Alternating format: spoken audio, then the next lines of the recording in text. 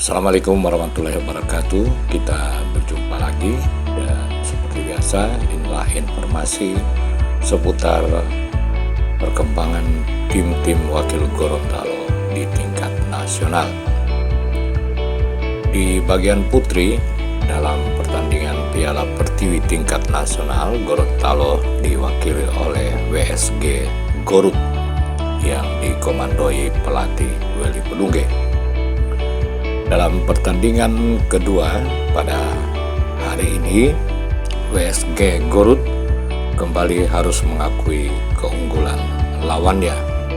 Jadi dari dua pertandingan yang sudah dimainkan, WSG Garut baru mengantongi 1 poin. Di salah-salah pertandingan, Wakil Bupati Gorontalo Utara, Bapak Turut Monanggu, juga turut hadir menyaksikan dan memberi support kepada para pemain sepak bola putri WSG Garut.